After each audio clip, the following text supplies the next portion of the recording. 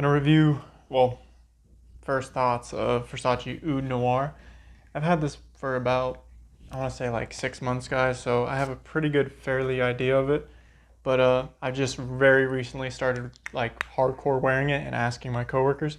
So let's get into it. Black pepper, spicy, bitter orange and neroli makes it fresh. So the pepper is there, but the neroli and makes it fresh and a very soft fragrance for an oud. Which ouds, like, I was gonna wear this to the gym and was like, that's kind of rude to the people around me, but I'm pretty sure I could get away with it, but I didn't want to put myself in that position. And it's very soft projecting. You have to be up close and personal with the person to smell them, but ouds in general are good. So oud, patchouli, don't get any patchouli, some leatherwood, some floral, and I just get a nice neroli that cuts through the black pepper, and it just is like a coastal wind of love. It's my favorite oud out of these, and I don't really mind that it doesn't project that hardcore because it's a soft oud and it's a work fragrance, and I wore it 3 days straight to work and I enjoyed getting wafts of it. I say it would last 12 hours, but today I wore it and I only got like 2 hours of projection. So I wasn't going nose blind to it because I was talking to my friends and I was like, hey, do you smell me? And they're like, no. So I give it my thumbs up, seal of approval, but the final review will come out once I can talk about it more, because right now I just have that it's a fresh, peppery, spicy, not really, but just kind of a fresh, coastal. It's a good oud, man. I thought it was very boring at the beginning.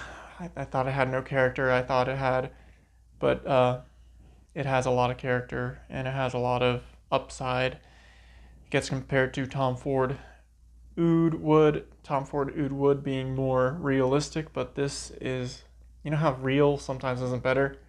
The bullshit is. So this is better to me.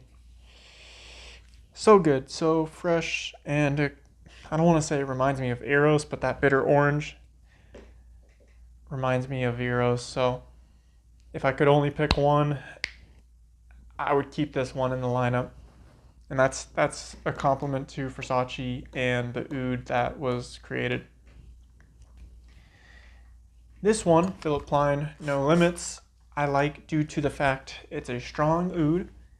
It doesn't get many positive feedback from my coworkers, but that's because I spray it and I let it sit for like 2 minutes and they say, oh, it's strong, and it's like, yeah, no shit, it's a fucking chocolate oud of gets compared to Gucci Absolute, which people either hate or love because Gucci Absolute is masculine.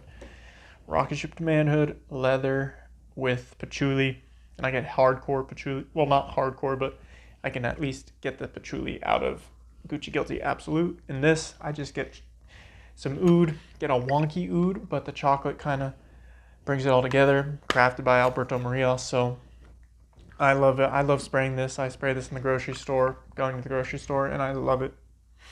Next, on my third favorite oud that I own, Hugo Boss Oud, cinnamon, mold, apple. Man, I love taking a shower, or at least I used to, and then spraying this on, getting that feeling, getting that, not dirty, but not fecal either, but you know, if you know ouds, you know that they're not the cleanest. They're a dead tree, so this is the most dirtiest to my nose. And I get a nice Middle Eastern oud when I feel like spraying sweet. And I would say this is the most, not spiciest, but most spices. You know, Versace oud has a little bit of spice, but it's that pepper spice. So it's that, I don't want to say American, but it's kind of like Italian. Italian, you know, season the spaghetti with some black pepper and it becomes a little spicy. This has the Middle Eastern spices thrown in there with some sweetness. I don't know what the ingredients are, but that's my first final thoughts of those fragrances. And I don't think I would change because I can wear this all day. Signature scent, I would say. Just because it's soft, it's an oud and crafted. This is a masterpiece in my opinion. And I would prefer this over this, but I'm glad I have both due to the fact that this is a soft oud and this is a hardcore oud.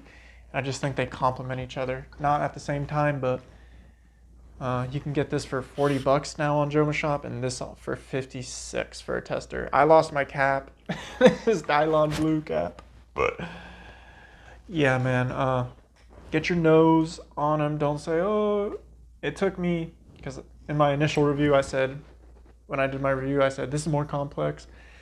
Versace Oud doesn't have balls, and then I sprayed it for 3 days, and I was like, oh my god, like Versace Oud is just so relaxed, so chill, so laid back, but it's so not masculine, but so cool.